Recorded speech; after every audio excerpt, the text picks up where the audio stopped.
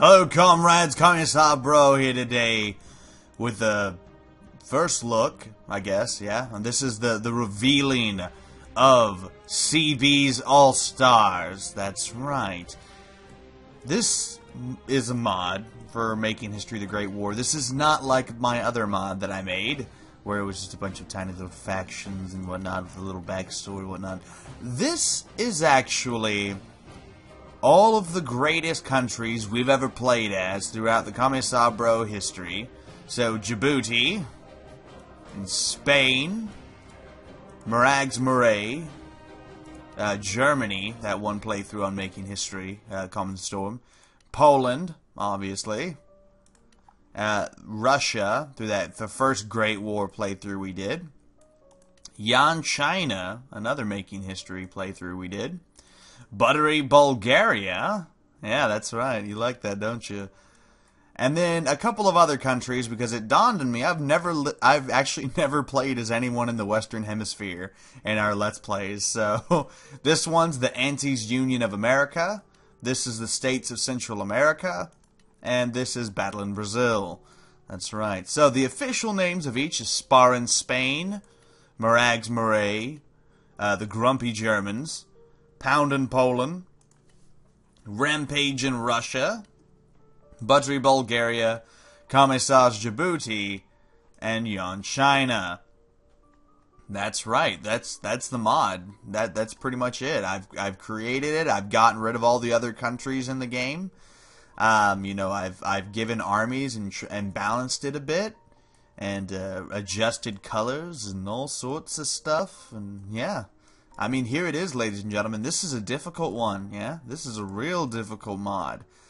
Like, you start out, and it's not that bad. For example, with Djibouti, you've got a surplus of food. But that surplus of food will literally only last you, if you don't do anything, it will only last you 90 turns, and it'll run out. War between all these great nations generally breaks out around the 50th turn. And I mean, when I say breaks out, it gets crazy. Especially if a country does not keep track of its rebel population, basically. So, and I've also added a few differences between the government support of each faction. If you look at Marags Marais, it's -4. If you look at Spain, it's -15, mainly because of corruption. If you look at Djibouti, it's +27, and that's for a reason I'll explain in a minute. Buttery Bulgaria is +2. Poland is +5. Russia is -20, again, mainly because of corruption. Germany is +0. Again, corruption plays a factor in that.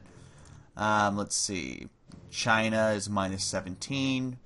This one's actually mainly due to the demographics. There's such a different, wide area of ethnics living in this area that, yeah, it affects the government support. That one I might change later. I'm not sure yet. I haven't decided. From what I've seen of the gameplays that I've played so far, is China actually does a pretty good job of holding off by itself, even while at war with 4 countries. Yeah, it was pretty crazy. Yeah. So, the reason why Djibouti has such a high government support rating is because, if you think about it, like how we always did with the Superpower 2, they have the unyielding belief in roller coasters and whatnot.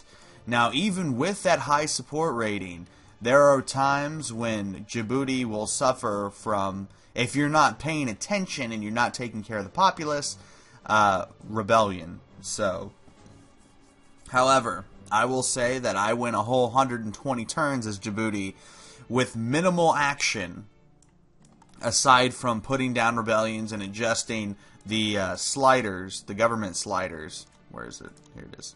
Wait, no. Am I going crazy? What is my government sliders? There it is. Alright, here. Yeah, and adjusting these sliders, I managed to keep everything under control and everybody happy. Over time, they'll just become more happy as you're, as you maintain control of them. But yeah, like I said, the important part of this mod is that you can play as all the great countries that, CB has played throughout the history of the channel. So Buttery Bulgaria, Rampage in Russia, Pound in Poland, Grumpy Germans, Morags, Murray, Spar in Spain. And all of these countries are relatively, true to the actual gameplay. Like the areas that we conquered as them. Now, a couple of them overlapped, of course, like Germany and Pound in Poland and Russia. Obviously, they kind of interlapped over each other, like the gains that we made. So I just made concessions, as it were. But Poland is still pretty powerful. And it's also important to note that Commissar's Djibouti is actually incredibly weak.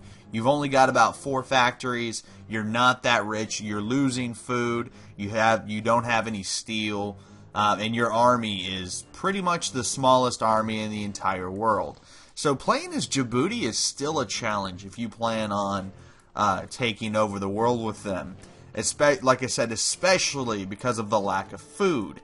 Now, I may adjust that a little bit before I actually fully release this scenario live. But, I don't know. I'm thinking about it. I'm deciding on what I'm going to do with it. But the important part is, Djibouti is a tough country to play as. Spain is another tough country to play as.